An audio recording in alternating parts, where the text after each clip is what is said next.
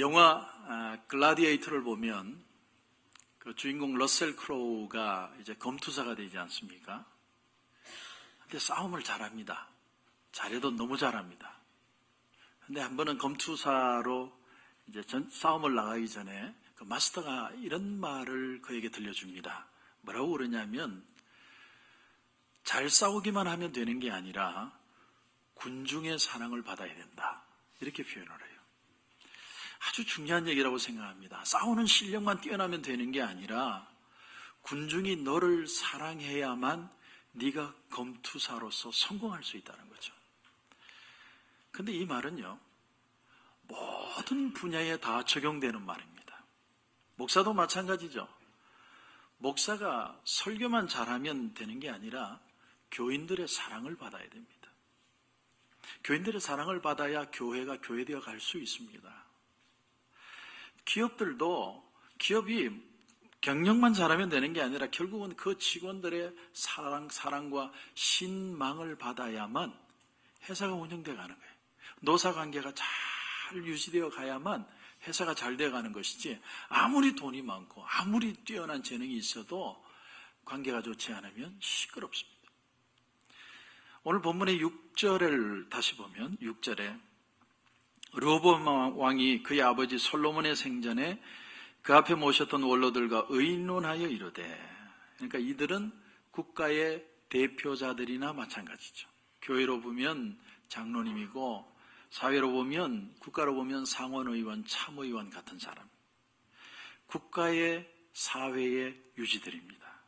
그들이 임금의 말을 잘 따라주면 백성이 따라가는 것이고, 그들이 임금을 반대하면 백성들도 반대합니다. 그러니까 이 노인들은 한 사람이 한 사람이 아니라 한 사람이 10,000명이 될 수도 있고 한 사람이 10만 명이 될 수도 있습니다.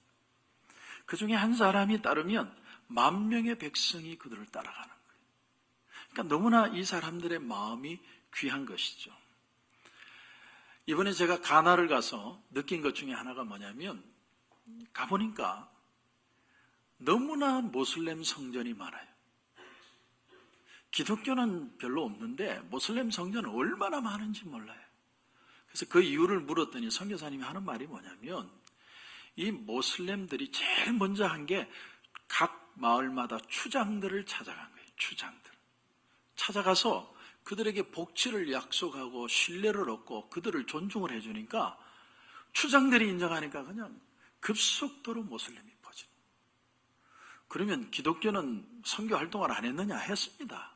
기독교도 열심히 선교 활동하고 투자를 했는데, 그러나 그 추장 한 사람 한 사람의 역할이 너무나 중요한 줄 알고 그들을 먼저 접근했던 모슬렘은 인정을 받아서 너무나도 쉽게 그 아프리카에 퍼져나가는 거예요. 그럼 우리가 포기해야 되느냐? 그렇지 않습니다. 다시 그들을 존중하고 다시 그들에게 신뢰를 얻고 그들에게 우리가 귀한 것들을 주면 약속을 지켜나가는 것이 중요합니다. 또 하나 더 귀한 것은 하나님의 은혜를 구하고 믿음으로 나가는 것이 너무나도 중요합니다. 이번에 저희 교회가 이렇게 교회를, 그 옥수수 밭에 교회를 지어준다고 3만 불 헌금을 해서 이제는 예배당과 교실 3개가 지어지게 됐습니다. 근데 제가 말씀드린 대로 저는 그 사람들에게 교회 지어주려고 간 게 아니에요. 교회 지어줄 생각도 사실은 없었어요. 그런데 현장에 도착해 보니까 이 사람들이 옥수수 밭을 보여주는데 지금까지 많은 그리스찬들이 와서 여기에 예배당 지어준다고 그러고 아무도 지키지 않는 거예요. 저를 맞이하는데 얼굴이 슬퍼요. 실망했어요. 너도 그러고 갈 거다 이렇게 생각하는. 저는 교회 지어주려고 그런 것이라기보다는 그 신뢰, 약속한 건 반드시 지켜야 된다. 그 마음 때문에 여러분에게 도전했고 우리는 이제 드디어 그들에게 교회를 지어줄 수 있게 되었습니다. 아주 작은 한 발이에요. 그러나 그 한 발이 신뢰를 얻고 신뢰가 마음을 열고 마음이 열리면 복음이 들어갈 수 있다라는 사실. 르호보암은 그들 이스라엘 백성들의 오늘 말씀의 그 요구를 자존심 상한다고 생각했던 것 같아요. 아, 창피하다. 왕이면 내가 명령하고 내가 말하는 걸 따라야지. 내가 백성들의 말을 들어? 아, 창피해. 이렇게 생각을 했던 것 같습니다. 그도 그럴 것이 1절을 보면 제가 늘 얘기하죠. 성경의 첫 장의 첫 절은 참 중요하다고. 1절을 다시 보시면 르호보암이 세겜으로 갔으니, 예루살렘 궁에서 세겜까지는 북쪽으로 약 40마일이에요. 그러니까 하루가 아니라 이틀은 걸려야 갈 수 있는 길입니다. 가깝지 않죠. 그런데 그곳으로 이스라엘 백성들이 모여서 부른 거예요, 왕을. 그리고 르호보암이 세겜으로 갔으니 이는 온 이스라엘이 그를 왕으로 삼고자 하여 세겜에 이르렀습니다. 어떻게 보면 자존심 상해. 수도가 예루살렘인데 지들이 날 불러? 지들이 와야지. 근데 여러분, 권위라는 것은 하나님이 주셔야만 권위가 생깁니다. 그래서 사도 바울도 뭐라고 그러냐면 내 말과 내 전도함이 설득력 있는 지혜의 말로 하지 아니하고 다만 성령의 나타나심과 능력으로 하였다. 사도 바울도 기도할 때 하나님, 내가 말을 잘해서 저 사람들이 예수 믿게 하는 게 아니라 성령의 역사가 나타나게 하여 주시옵소서. 성령은 눈에 보이지 않지만 우리가 어떻게 계신 줄은 믿는데 그것만으로는 안 되고 성령의 역사가 나타나야만 된다. 저는 이번에 우리가 가나를 갔다 오고 나서 선교사님의 이 메일에 답장을 받고 저는 굉장히 놀랐어요. 이거 놀라면 안 되는데, 그렇죠? 왜냐하면 복음을 제가 영어를 뒤또대또 하면서 그냥 이렇게 보고 읽고 왔는데 그분들이 예수 믿겠다고 여자분들이 8명이나 오고 또 계속 오고 있다는, 그들은 이혼을 당할지도 모른다는 사실을 알면서도 예수를 믿으러 온다는 게 너무 놀란 거예요. 당연히 해야 되는데 저는 너무 놀랐어요. 성령의 나타남이 있어야 하나님의 살아계심이 드러날 수 있다는 사실. 이게 복음의 확실한 증거라는 거예요. 세겜은, 오늘 1절에 나오는 세겜은 원래 영적인 의미를 가진 땅입니다. 아브라함이 이 하란을 떠나서 가나안 땅에 들어왔을 때 제일 먼저 하나님 앞에 제단을 쌓은 곳이 세겜이고, 세겜에서 하나님이 나타나세요. 나타나서 뭐라고 약속하시냐면 이 땅을 너의 자손에게 주리라. 하나님의 약속의 말씀이 나타나는 장소가 세겜입니다. 그런가 하면 야곱이 형 에서를 피해서 바단 아람으로 떠났다가 거부가 되어서 돌아와서 어디에 머무느냐면 세겜에 머뭅니다. 한 10년은 사는 것 같아요. 그런데 막내딸 디나가 이웃 동네 축제에 나갔다가 추장아들에게 겁탈을 당합니다. 그 일로 자기 아들들이 그 족속 남자들을 다 죽여버려요. 야곱의 인생에 있어서 가장 위기의 시기였습니다. 그때 하나님이 야곱에게 다시 나타나서 베델로 올라가서 거기에 거하며 하나님 앞에 단을 쌓아라.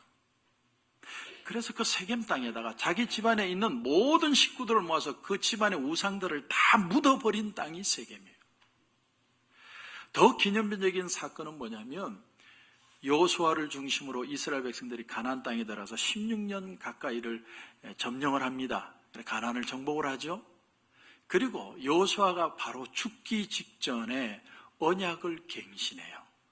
그 장소가 바로 세겜 땅입니다. 뭐라고 갱신을 하느냐면 만일 너희가 여호와를 버리고 이방신들을 섬기면 하나님이 너희에게 복을 내리신 후에라도 돌이켜 너희에게 재앙을 내리시고 너희를 멸하시리라. 다시 한번 하나님의 약속의 귀함, 엄중함, 그것을 다짐하는 자리가 세겜이었다는 사실. 더욱더 놀라운 사실은 요셉의 해골을 메고 나를 가나안 땅에 묻어달라고 할 때 그 묻어진 자리가 세겜입니다. 왜냐하면 세겜 땅은 므낫세 지파에 분배받은 땅이에요. 므낫세가 누굽니까? 바로 요셉의 맏아들이죠. 따라서 르호보암이 왕이 되기 위해서 세겜으로 갔다는 건 굉장히 중요한 의미가 있습니다. 세겜은 이제 이스라엘 백성들이 하나님 앞에 언약을 갱신하는 곳이었기 때문에 이스라엘 백성들이 생각할 때 솔로몬이 말년에 이방의 공주를 받아들이고 결혼하고 그들의 우상도 들어오고 온 이스라엘이 우상 천지가 될 때 하나님, 우리가 하나님 앞에 다시 서서 새롭게 출발하겠습니다. 고백하는 자리가 바로 세겜이라는 거예요. 그러니까 새 왕을 뽑는데 예루살렘에서 하는 게 아니라 세겜으로 모였다는 이 말은 이스라엘 백성들이 영적으로 하나님, 우리 다시 하나님 앞에 서겠습니다. 그 고백하는 자리. 얼마나 귀해요. 얼마나 백성들의 그 마음이 고마운 겁니까? 하나님 앞에서 이스라엘 백성들이 다시 서겠다는데. 그런데 인간적으로 보니까 르호보암이 자존심이 상한 거예요. 니들이 나를 불러. 여러분, 결국 임금이든 대통령이든 CEO든 하나님이 주시는 권위가 있어야 되고, 그리고 권위의 또 다른 소스가 뭐냐면 백성이에요. 백성으로부터 권위가 오는 겁니다. 그 말은 무슨 말이냐면 백성이 따라주어야만 된다는 거죠. 신뢰하고 따라줘야 돼요. 저분만 따라하면 잘 되더라. 저분이 말하는 것 따랐더니 잘 되더라. 저분은 믿을 수 있는 사람이더라. 신뢰할 수 있더라. 그래야만 백성이 따라주고 거기에 권세가 생기는 거죠. 그런데 오늘 이러한 모든 일이 일어난 진짜 이유가 있습니다. 궁극적인 이유. 왜 르호보암이 그렇게 고집을 피우느냐? 역대기 기자는요, 이 부분을 이렇게 해석을 했습니다. 그 귀한 말씀이 15절이에요. 15절을 보시면 15절에 이렇게 표현합니다. 왕이 이같이 백성의 말을 듣지 아니하였으니 이 일은 하나님께로 말미암아 난 것이라. 그러니까 중요한 일에는 궁극적인 영적인 의미가 그 속에 있다라는 거죠. 참새 한 마리도 하나님이 허락지 않으시면 땅에 떨어지지 않는다고 했는데 참새 한 마리도 떨어지지 않게 하시는 그 하나님의 이유가 여기에 무언가가 있다라는 사실. 그러나 그 이유가 그 당시 사람들에겐 이해가 안 되는 거예요. 왜 르호보암이 고집을 피웠는지. 그렇기 때문에 지금 이 역대기를 기록하는 역대기 기자도 그 시간이 지나고 그 이후의 시간에 영적으로 하나님이 감동을 주셔서 깊이 깨닫고 적다 보니까 이 일이 일어났던 그 순간이 왜 이 일이 있었는지를 알게 된 겁니다. 그 고백이 15절이에요. 르호보암이 오늘 본문에 보면 원로들의 말을 안 듣고 젊은 신하들의 말을 듣고 왜 그렇게 마음을 강팍하게 하고 고집을 피우고 끝까지 그렇게 하느냐? 오늘 하나님이 영감을 주셔서 이 역대기 기자가 적은 내용이 바로 이겁니다. 이것은 하나님으로부터 말미암은 것이다. 그리고 15절 다시 보시면 하반절에 여호와께서 전에 실로 사람 아히야로 하여금 느밧의 아들 여로보암에게 이르신 말씀을 응하게 하심이더라. 하나님이 솔로몬은 이제 끝이다. 그러나 솔로몬의 자식을 버릴 수는 없어요. 왜? 다윗과 약속했기 때문에 내가 너에게 영원히 이 왕의 자리를 너희 자손에게 주리라고 약속했기 때문에. 그러나 하나님이 새로운 역사를 일으킬 필요도 느낀 겁니다. 그래서 여로보암이라는 한 사람을 세우기 위하여 하나님이 지금 이 일을 일으키신다는 거예요. 우리는 이스라엘이 이렇게 쪼개지는 이유가 르호보암이 사람이 좀 머리가 나빠가지고 그 순간에 판단을 잘못해가지고 이런 일이 일어났다고 생각하지만 실제 분열의 장본인은 솔로몬이에요. 하나님께서 솔로몬에게 분명하게 말씀하셨듯이 이스라엘의 존재 목적은 오직 하나밖에 없습니다. 유일신 하나님을 잘 섬기는 거예요. 이스라엘이라는 나라는 이상한 나라예요. 교회는 이상한 단체입니다. 여러분, 이 세상의 모든 나라와 이스라엘 나라가 비슷해 보이지만 사실은 그 근본부터 다릅니다. 이 세상의 나라는 민족적인 역사라든지 아니면 군사력 때문에 존재하지만 이스라엘만은 하나님을 섬기고 하나님의 말씀을 베이스로 세워진 나라예요. 다시 말하면 이스라엘 백성들이 아무리 힘들고 어려운 일을 당해도 하나님의 말씀을 붙들고 끝까지 믿음으로 나가면 하나님은 반드시 이스라엘 백성들을 지켜주신다는 사실.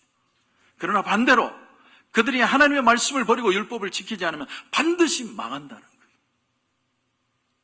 그러나 솔로몬은 부국강병책으로 이방의 공주들을 받아들이고 또 자기의 영역을 넓히면 나라가 부강해지리라고 믿었지만 겉으로는 부국강병책이 맞는 것 같은데 속으로는 골마 터져서 망하게 됐다는.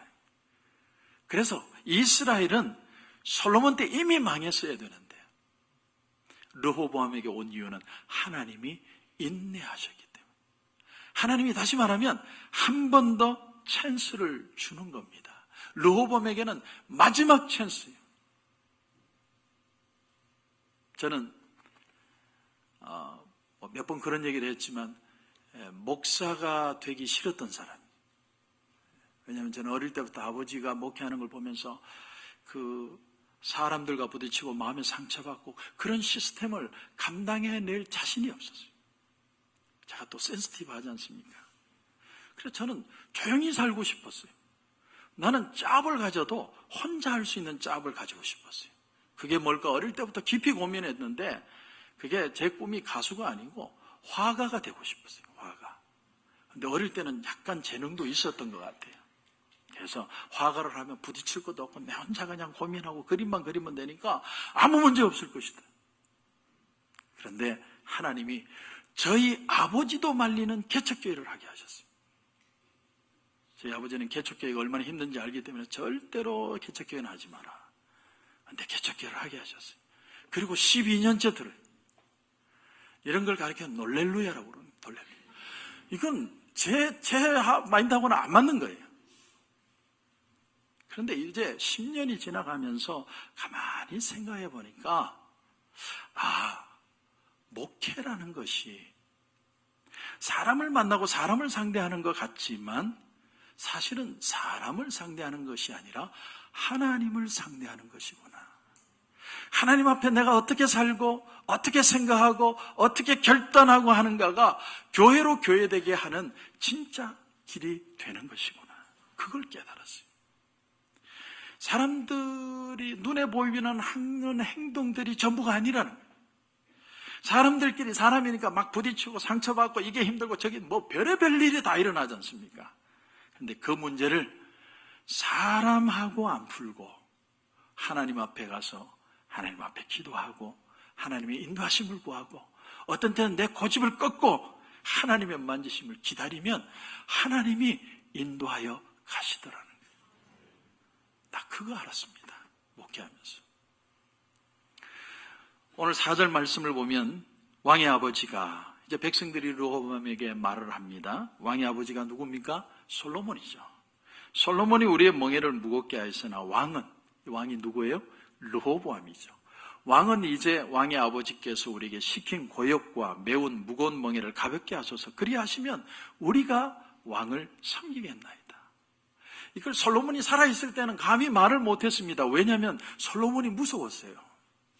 솔로몬은 카리스마가 있는 사람입니다. 어려운 사람이에요. 아무도 말을 못했습니다. 그런데 아들 때가 되니까 이제는 말을 할 수 있게 된 거예요. 그러니까 솔로몬의 그 영광이라는 것이 알고 보니까 그 뒤에는 많은 백성들의 고충이 있었다는 거예요.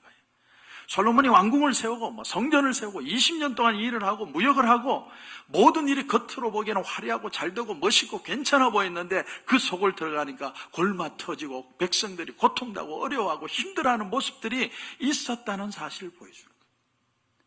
그래서 우리가 그동안에 너무 힘들었는데 왕이시여 다 안 하겠다는 게 아니라 조금만 들어주시면 우리가 충성하겠습니다. 얼마나 쉬워요, 사실. 쉽잖아요. 들어주기만 하면 되는데, 내가 들어주기만 하면 섬기겠다는데, why not? 그런데 너무너무 어려운 거예요. 왜? 자존심 상하니까. 여러분, 이런 일이 얼마나 많은 줄 아세요? 우리 인생 모든 문제가 사실은 이런 문제입니다. 내가 금식하다가 쓰러질 수는 있어도 저 사람한테 미안하다는 소리는 못해요. 그렇지 않습니까? 그러니까 여러분, 솔로몬이 남긴 숙제가 만만치 않습니다. 솔로몬이 남긴 숙제로 자기 아들이 지금 멸망할 상태에 이르렀습니다. 하지만 하나님께서는 그게 멸망의 찬스가 아니라 다시 기회를 주는 찬스였어요. 르호보암이 한 번만 섬길 수 있으면 하나님은 축복하시겠다는 거예요. 얼마나 귀합니까? 그래서 오늘 본문에 르호보암이 제일 먼저 누구에게 묻습니까? 오늘 6절 말씀 여러분 한번 보시면 르호보암 왕이 그의 아버지 솔로몬의 생전에 그 앞에 모셨던 노인들과 의논하여 이르되 너희는 어떻게 충고하여 이 백성에게 대답하게 하겠느냐. 노인들이란 말은 아버지 솔로몬을 섬기던 신하들이라는 거죠. 그런데 놀라운 사실은 그들이 이미 대답을 가지고 있었다라는 거예요. 솔로몬 때 정치를 할 때 이미 솔로몬이 이렇게 하면 안 된다는 걸 알고 있었는데 말을 못하는 거예요. 왜? 솔로몬이 무서웠어요. 그러나 그 아들 때가 되니까 이제는 질문에 답을 하는 거예요. 다시 말하면 민심의 귀를 기울이라는 거예요. 귀를 기울여라. 근데 르호보암의 문제가 뭐냐면 이 노인들의 말을 듣고 마음이 흡족하지 않은 거예요. 그래서 세컨 오피니언을 젊은 정치가들에게 질문하는 거예요. 친구들에게 물었습니다.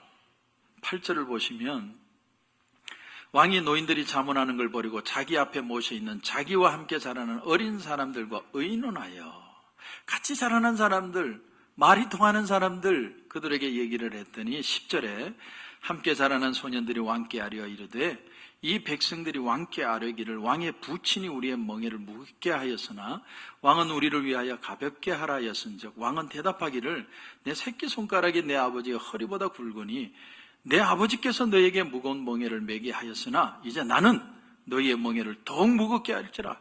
내 아버지는 채찍으로 너희를 징계했지만 나는 정갈 채찍으로 너희를 징계하리라 하십시오. 이걸 보면서 제가 뭘 느꼈느냐면요, 우리가 배울 수 있는 게 사람이 나이를 먹으면 인간이 어떤 존재인가에 대해서 더 이해심이 많아지는 것 같아요. 사람이 나이가 들수록 사람에 대해서 이해하는 마음이 생기기 시작합니다.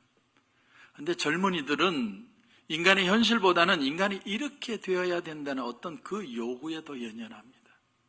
사람은 이래야 되고 저래야 되고 교회는 이런 식으로 가야 되고 그리스도인들은 이렇게 살아야 되고 뭐 정치는 이래야 되고 경제는 이렇게 해야 되고 해야 된다는 건 옳은 거죠. 그러나 해야 된다는 것만 있는 게 아니라 현재 현실을 염두에 두고 해야 될 일을 생각해야 되는데 그게 아니고 해야 되는 것만 강조하고 현실 문제에 대해서는 깨닫지 못하고 이해를 하려고 하지 않으면 오히려 더 권위적이고 더 원칙적이고 사람들에게 많은 것을 요구하고 이 르호보암의 친구들처럼 내 아버지는 채찍으로 다스렸지만 나는 정갈 채찍으로 너희를 다스리라 이렇게 나간다는 거예요. 그런데 원로들이 뭐라고 그럽니까? 르호보암에게 7절에 보면 왕이 만일 오늘 이 백성을 섬기는 자가 되어 그들을 섬기고 좋은 말로 대답하여 이르시면 그들이 영원히 왕의 종이 되리이다. 어려운 게 아니었어요. 여러분 12지파가 지금 다윗을 중심으로 한 나라로 있지만 이건 그냥 걸쳐져 있는 거지 단단한 한 팀이 아니에요. 이때는 왕이 조금만 섬기고 희생하고 낮아지면 하나가 될 수 있는 상황이었어요. 근데 그걸 하지 못하면 영원히 찢어지는 거예요. 바로 그 찰나에 르호보암이 서 있는 거예요. 여러분 교회도요. 우리가 정으로 모인 것 같은데 아닙니다.